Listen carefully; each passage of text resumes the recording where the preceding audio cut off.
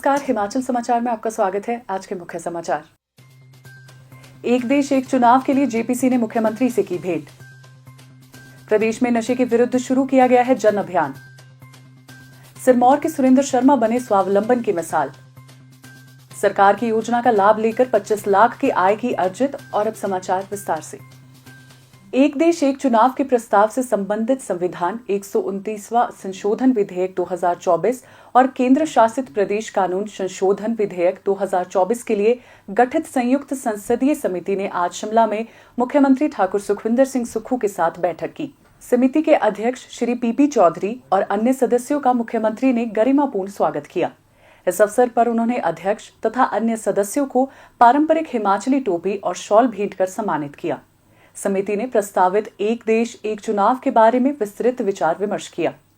चर्चा के दौरान मुख्यमंत्री ठाकुर सुखविंदर सिंह सुक्खू ने समिति के साथ प्रदेश सरकार के विचार साझा किए। बैठक के उपरांत मीडिया कर्मियों से अनौपचारिक बातचीत करते हुए मुख्यमंत्री ने कहा कि कांग्रेस पार्टी इस बिल का विरोध कर रही है, लेकिन देश की लोकतांत्रिक व्यवस्था को सुदृढ़ करने के दृष्टिगत समिति को कुछ सुझाव दिए गए हैं। मुख्यमंत्री ने कहा कि सरकार ने लोकतांत्रिक मूल्यों को सुदृढ़ बनाए रखने के लिए 1 वर्ष में उपचुनाव करवाने का प्रावधान रखने का सुझाव दिया है। माननीय सदस्य पीपी चौधरी जी की अध्यक्षता में एक बैठक हुई जिसमें माननीय संसद सदस्य जी ने वन नेशन वन इलेक्शन के संदर्भ में हमारे विचार मांगे, एक पार्टी के विचार मांगे, सरकार के विचार मांगे, स्पीकर डिप्टी स्पीकर को सबको बुलाया। हमने अपना दायित्व समझा कि संसद के सदस्य हमारे आए हैं तो हम अपने विचार साझा करें।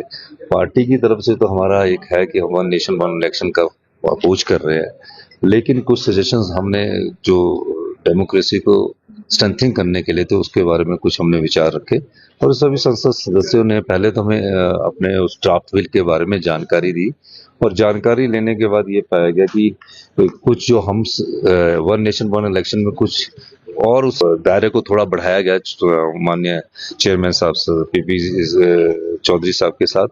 तो हमने उसमें रखा कि बाई इलेक्शन जो 1 साल के बाद होना चाहिए, क्योंकि उसके बाद भी हर 6 महीने में बाई इलेक्शंस का जो मैंडेटरी कॉन्स्टिट्यूशनल अमेंडमेंट है उस बारे में बात की है।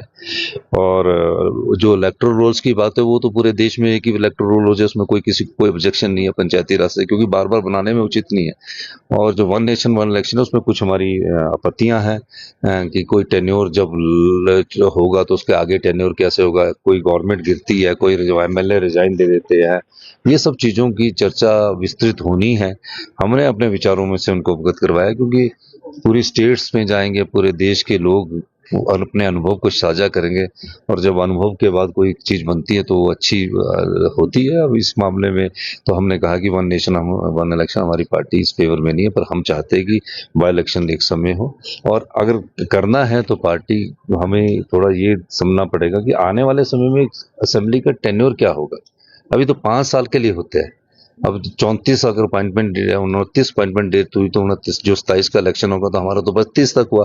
32 के बाद 2 साल के लिए इलेक्शन होगा, उस पर हमने चर्चा की और हम विस्तृत विचार हमें संसद सदस्यों ने बनाए। मैं इन सभी संसद सदस्यों का हिमाचल की सुंदर वादियों में आने के लिए धन्यवाद भी करता हूँ और माननीय हमारे जो चेयरमैन साहब है जिस प्रकार इन्होंने हमें अवगत करवाया उसके लिए भी मैं इनका धन्यवाद करता हूँ कि हमें भी ज्ञान प्राप्त हुआ है संसद की संसदीय कमेटियों से।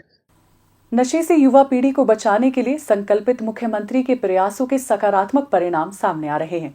सरकार ने नशे के आदी और नशे के तस्करों के बीच अंतर स्पष्ट करने के लिए Himachal Pradesh anti drug act विधानसभा से पारित किया है। प्रदेश में Himachal Pradesh anti drug act के प्रावधानों के माध्यम से नशे की आदत से ग्रसित लोगों के पुनर्वास पर विशेष ध्यान दिया जा रहा है, ताकि उन्हें समाज की मुख्य धारा में जोड़ा जा सके। नशे के शिकार युवाओं को इस बुराई से बाहर लाने के लिए और नशा तस्करों पर शिकंजा कसने के सरकार के प्रयास सार्थक साबित हो रहे हैं। इस क्रम में सरकार ने प्रदेश में एनडीपीएस एक्ट लागू किया है और इस एक्ट के तहत अब तक 34 लोगों पर कार्रवाई की गई है। नशे की तस्करी में शामिल लोगों की संपत्ति की जांच कर इसे अटैच किया जा रहा है। वर्ष 2022 से मई 2025 तक 43 तस्करों की 31 करोड़ 43 लाख 48,144 रुपए की संपत्ति अटैच की गई है। नशे के संगठित अपराध से निपटने के लिए सरकार ने पंचायत स्तर पर नशीले पदार्थ उपलब्ध करवाने वाले लोगों और इसके आदी लोगों के ड्रग नेटवर्क की मैपिंग करने के निर्देश दिए हैं। प्रदेश में नशीले पदार्थों की तस्करी को रोकने के लिए विशेष टास्क फोर्स की भूमिका भी महत्वपूर्ण रहेगी। युवाओं के भविष्य को सुरक्षित रखने और राज्य से नशे के समूल नाश के लिए प्रदेश सरकार जीरो टॉलरेंस की नीति अपनाकर कार्य कर रही है। जो भी चिट्टा के धंधे में सम्मिलित लोग, अधिकारी, सरकारी कर्मचारी है, कुछ समय बाद आप देखेंगे इस पर हमारी सरकार कड़े से कड़ा प्रहार करेगी। हम युवाओं की जिंदगी से खिलवाड़ नहीं होने देंगे। हम युवाओं को जो नशे की लत लगाने में सम्मिलित गिरोह है, लोग हैं, उनको हम जेल की सलाखों के पीछे भेजेंगे। और जिन्होंने नशे के माध्यम से अपनी संपत्ति कमाई है, जो भी नशे के माध्यम से जिसने अपनी प्रॉपर्टी को बनाया है, हमारी सरकार में इस मंच के माध्यम से कहना चाहता हूं, उस संपत्ति को जब्त करेगी या तो उसको गिरा देगी, क्योंकि नशे के माध्यम से जो युवा पीढ़ी को धकेल रहे हैं, हमारी सरकार उसके खिलाफ सख्ती से सख्त कार्रवाई करेगी।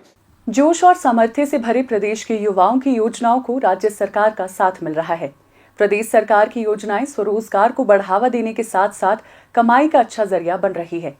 सरकार की मदद और अपनी मेहनत के बल पर युवा स्वावलंबी बन आत्मनिर्भर हिमाचल के निर्माण में योगदान दे रहे हैं। सिरमौर जिला के पछाद उपमंडल के अंतर्गत गांव बरीवड़ी के श्री सुरेंद्र प्रकाश शर्मा स्वरोजगार अपनाकर स्वावलंबी बनकर आज युवाओं के लिए प्रेरणा स्रोत बन रहे हैं।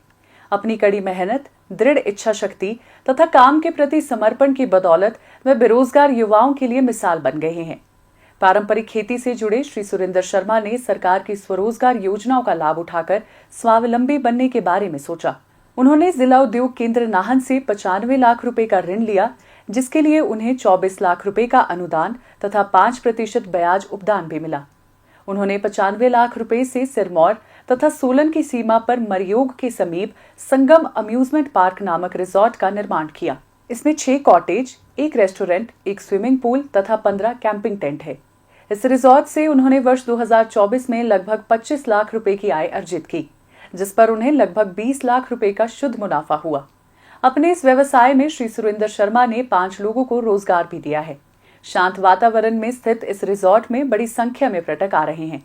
श्री सुरेंद्र शर्मा स्वावलंबन को प्रोत्साहन प्रदान करने की सरकार की योजनाओं के लिए मुख्यमंत्री ठाकुर सुखविंदर सिंह सुक्खू का आभार व्यक्त करते हैं। प्रदेश सरकार से 95 लाख का ऋण लिया है, जिसमें मुझे 24 लाख की सब्सिडी मिली है। मेरे पास एक रेस्टोरेंट,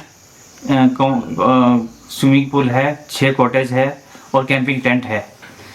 और मैंने 4 लोगों को इसमें वर्क कर रखा है। मेरी जो इनकम है सालाना वो 25 लाख है, जिसमें मैं जो बचत है वो 18 से 20 लाख रुपए है। यहाँ पे रिटायरमेंट पार्टी, बर्थडे पार्टी और नियर बाई नॉन यूनिवर्सिटी और शून्य LR यूनिवर्सिटी के बच्चे काफी उसमें वीकेंड पे काफी यहाँ पे वो रहता है। राजगढ़ निवासी श्री हितेश का कहना है कि यहाँ का वातावरण बहुत ही शांति प्रिय है और वे अक्सर अपने दोस्तों के साथ यहाँ आते हैं। यहाँ पे वीकेंड मनाने आते हैं। ये सिरमौर में एक जगह पड़ती है, यहाँ पे मरयोग नाम से यहाँ पे स्विमिंग पूल है, जहाँ पे हम थोड़ा सा फन करने आते हैं। मतलब अच्छी जगह है, स्विमिंग पूल है और वातावरण देखो बहुत अच्छा है, तो रिलैक्स और पीस के लिए बहुत अच्छी जगह है।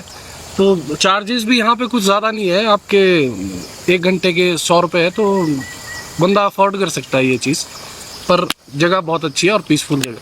मुख्यमंत्री ठाकुर सुखविंदर सिंह सुक्खू के विजन और नीतियों के परिणाम स्वरूप प्रदेश के युवा आत्मनिर्भर हिमाचल का निर्माण कर रहे हैं। हिमाचल समाचार देखने के लिए सब्सक्राइब करें यूट्यूब चैनल हिमाचल समाचार, लाइक करें Facebook page information and public relations department Himachal Pradesh और CMO हिमाचल, फॉलो करें @DBRHP और CMO हिमाचल, फॉलो करें इंस्टाग्राम @DIPR हिमाचल और CMO हिमाचल, विजिट करें वेबसाइट www.himachalpr.gov.in। इस अंक में इतना ही। कल फिर होगी मुलाकात। दीजिए इजाजत। नमस्कार।